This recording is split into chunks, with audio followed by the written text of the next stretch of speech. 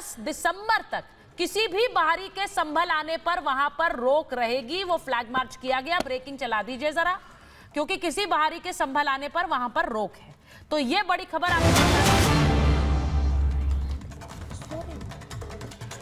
संभल में सुरक्षा बलों ने फ्लैग मार्च किया है। अब मैं यही बात कह रही थी कि यहां संभल तो शांत है, लेकिन संभल पर सियासत शांत नहीं है दुष्यंत जी। वो देखिए वहां फ्लैग मार्च हो रहा है, वहां पर लोग कह रहे हैं कि भाई हमें शांति चाहिए, हम नहीं चाहते कि यहां पर कोई भी बवाल हो। आम लोग तो आम आदमी तो यही चाहता है, लेकिन नेता चाहते हैं कि हम वहां जाएं और ये मामला सुलगता रहे, क्योंकि अगर ये सुलगेगा नहीं तो फिर हमारे वोट कहां से आएंगे। नहीं, ये तर्क मैं नहीं समझता। आप नहीं मानते? आपका तर्क भी ये जो है, हाँ। तर्क में दम नहीं है। अच्छा ठीक है, क्योंकि अपना वाला दम वाला तर्क दीजिए। वहां पर जो कानून को तोड़ा गया और जिस तरीके से वहां लोगों की हिंसा हुई, लोगों की मौत हुई, वो एक संवेदनशील विषय है। और वहां अगर नेता प्रतिपक्ष अथवा समाजवादी पार्टी के नेता अध्यक्ष उनके राष्ट्रीय जाना चाहते हैं तो राज्य सरकार को उन्हें अकेले जाना चाहते हैं तो जाने देने में मुझे लगता नहीं कि कोई हर्ज था। अब राज्य की सरकार है, वो कानून व्यवस्था बनाने के लिए फ्लैग मार्च कर रही है, अच्छी बात है। अगर उस घटना से पहले फ्लैग मार्च करी होती तो और अच्छा होता, शायद वो घटना ही ना घटती। आप ये बोल रहे हैं कि घटना से पहले फ्लैग मार्च करते, वहां पर कोर्ट का एक ऑर्डर आया था, कोर्ट के ऑर्डर पर ये हिंसा होगी, ये सरकार पहले से अज्यूम करती और इसीलिए वहां फ्लैग मार्च करती, क्योंकि उन्हें पता था कि भाई ये ऑर्डर आया है तो वहां हिंसा होगी। क्योंकि आपके साथी तो ये भी बोल रहे हैं कि भाई वो बीजेपी के कार्यकर्ता जैसे बिहेव कर रहे थे। आप इतने सीनियर हैं, एंकर भी हैं, एडिटर भी हैं, जो लोकल इंटेलिजेंस होती है उसके पास सारे इनपुट होते हैं। कोई घटना इमीडिएट नहीं होती है, उसमें कहीं ना कहीं कोई ना कोई सूत्रधार कुछ तो होता है। ठीक है, तो अगर इंटेलिजेंस आप ये कह रहे हैं सही काम कर रही होती, ठीक है, निश्चित रूप से सवाल तो प्रश्न तो उठेगा। मैं आपकी बात मान लेती हूँ, ये इंटेलिजेंस फेलियर था। तो अब वहां पर हिंसा हुई, उसके बाद वहां पर अभी इतने दिन हो गए, 10 दिन हो गए, लेकिन अभी भी वहां पर सियासत खत्म नहीं हो रही है। मेरा सवाल यह है कि एक दूसरे पर ही तो आक्षेप लगा रहे हैं, एक दूसरे पर ही तो सवाल उठा रहे हैं। मैं एक बार अजीज खान जी के पास जा रही हूँ। अजीज खान जी जरा बता दीजिए ना, आपने अभी तक मुझे बताया नहीं कि जब आपके नेता कहते हैं औपचारिकता है तो वो ऐसा बयान क्यों देते हैं। संभल तो वो भी जाना चाहते हैं, वो कहते हैं मैं जाके रहूंगा संभल, लेकिन राहुल गांधी जाते तो कहते हैं औपचारिकता कर रहे हैं, क्यों? देखिए सुचिता जी, दो चीजें बहुत इंपॉर्टेंट है। 2-3 क्वेश्चन आपके आए हैं। हाँ। पहली बात तो आपने कहा विपक्ष बिखरा हुआ है और लोगों के अलग अलग मुद्दे हैं। हाँ। मैं आपको बताऊं, जो तीनों मुद्दों को अगर आप चर्चा करें, आप संभल को देख लें, अडानी जी के देख लें, अडानी के मुद्दे को, और उसके बाद बांग्लादेश की बात जो टीएमसी कह रही है, देखिए तीनों बहुत ज्वलंत है। बांग्लादेश में जिस तरह अल्पसंख्यकों की हत्या हो रही है, वहां पर तमाम तरीके के उनके साथ घटनाएं हो रही हैं। हाँ। आखिर हमारे देश की जो सरकार है, आखिर इसका क्या रवैया है? क्या विदेश नीति है हमारी? क्या सरकार को दखल नहीं देना चाहिए?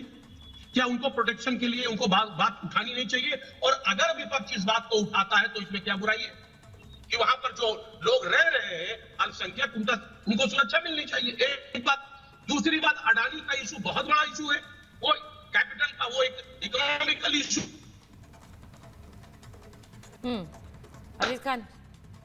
अजीज खान जी का फ्रेम थोड़ा गड़बड़ कर रहा है। देखिए जी, मैं वापस आ रही हूँ अजीज खान जी, मैं वापस आ रही हूँ।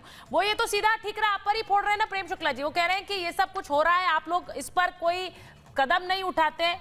बांग्लादेश के आज गिरिराज सिंह बोल रहे थे कि भाई बांग्लादेश क्यों नहीं जाते हैं, जब ये इतने मामले पर संभल चिल्लाते हैं, लेकिन बांग्लादेश के हिंदुओं के बारे में कोई चिंता नहीं करता है। तो वो कह रहे हैं कि सीधे ये तो केंद्र सरकार का मुद्दा है, आप लोग इस पर बयान तो बहुत देते हैं, कुछ करते नहीं है।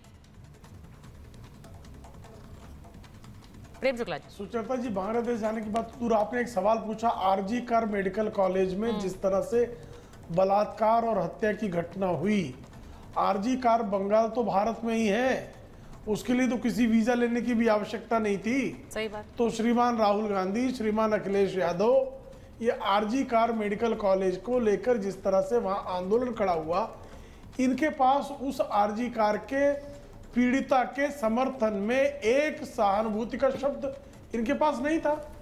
70 लोग तमिलनाडु में जो है शराब पीकर मर गए। कांग्रेस की सरकार वहां गठबंधन में शामिल है, वहां की सरकार में कांग्रेस शामिल है। राहुल गांधी कभी नहीं गए। समाजवादी पार्टी के श्रीमान अखिलेश यादव का कोई बयान नहीं आया। कर्नाटक में वक्फ बोर्ड ने किसानों की जमीनें कब्जा कर ली हैं, उस पर कुछ नहीं बोला। कर्नाटक के एक कांग्रेस के पार्षद की बेटी को लव जिहादी ने निष्ठुरतापूर्वक हत्या कर दी। न राहुल गांधी कुछ बोले, ना श्रीमान अखिलेश यादव कुछ बोले। अभी कल की घटना है, गणेश यादव नाम के युवक की मुसलमानों ने पीट पीट कर हत्या कर दी। अखिलेश यादव एक शब्द बोलने के लिए तैयार नहीं है।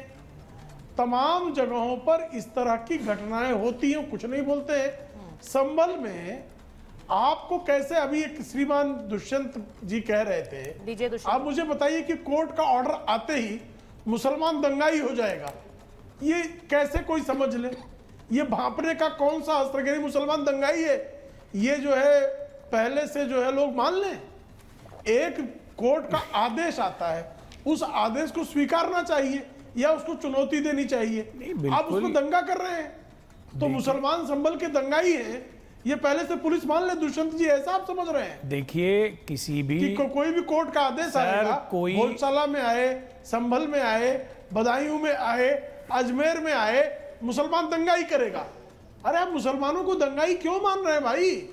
मुसलमान शांतिप्रिय कौम है, उससे अपेक्षा की जाती है कि भारत के संविधान के कानून की पूरी तरह से किसी धर्म विशेष की नहीं है, उससे ये अपेक्षा नहीं की जाती है कि संविधान और कानून की अवमानना करते हुए वह रक्तपात पर आमादा हो जाएगा, वह गोलियां चलाएगा, वो पत्थर फेंकेगा, वो पुलिस को निशाना बनाएगा, वो जो कानून का क्रियान्वयन करने वाले लोग। देखिए, नहीं, मेरे को जवाब देने दीजिए आप, मेरे को जवाब देने दीजिए। उन्होंने मुझे बोला, देखिए शुक्ला जी, बात किसी धर्म विशेष की नहीं है, बात हिंदू मुस्लिम की नहीं है, बात विषय के संवेदनशीलता की है।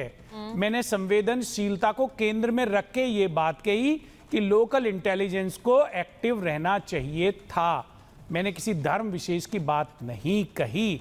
अदालत के निर्णय का सबको सम्मान करना चाहिए, और अगर निचली अदालत का किसी को आस्था नहीं है तो ऊपरी अदालत में जाने का रास्ता खुला रहता है। तो किस कौम के लोग हैं, कृपा करके बताइए? अदालत के आदेश की अवमानना करके रक्तपात पर आमादा लोग किस कौम के हैं? दुष्यंत जी, आपसे पूछ रहे हूं। देखिए, ऐसे किसी जाति और धर्म को केंद्र में रख के मैं टिप्पणी करना उचित नहीं समझता। वो सबके लिए लागू होता है। भाई वो किस समर्थन, मंदिर के समर्थन में कर रहे थे, मस्जिद के समर्थन में कर रहे थे, कौन है वो?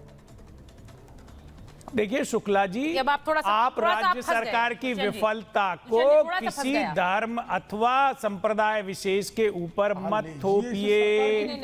जिम्मेवारी आपकी है, जिम्मेवारी स्वीकार करिए। आप राज्य में कानून व्यवस्था संभालने में पूर्णतः विफल हैं। अच्छा दुष्यंत जी, मुझे एक बात बताइए, ये जो तस्वीरें हमारी संभाल लिया मित्र, आप तो 10,000 सिखों का नरसंहार करा देते हो, नहीं संभाल पाते हो। एक चीज मैं पूछना चाह रही हूं, जिसको क्रेडिट मिलेगा उसी को मुसलमान का वोट भी मिलेगा, ये बड़ा क्लियर है।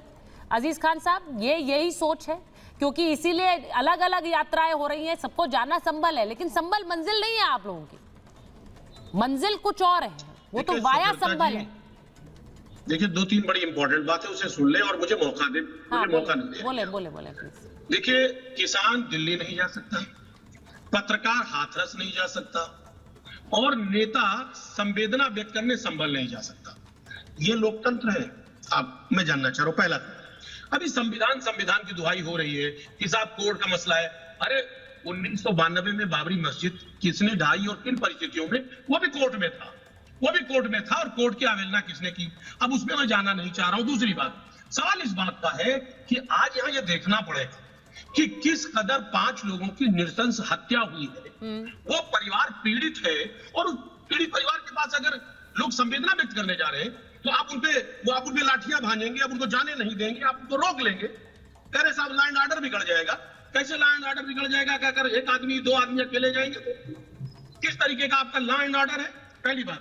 दूसरी बात मैं आपको बताऊं कि जिस तरह बीजेपी आज हर जगह फेल है, जीडीपी की क्या स्थिति है आप देखिए, किस तरह एक लंबे अंतराल के बाद यह बात पता चला कि जीडीपी बिल्कुल जाकर के निचले पायदान पे चली गई। देश की स्थिति बहुत खराब है, महंगाई चरम पे है, बेरोजगारी चरम पे है। तो क्या यही हथियार है बीजेपी के पास? कि देश में इस तरीके के माहौल को खड़ा किया जाए।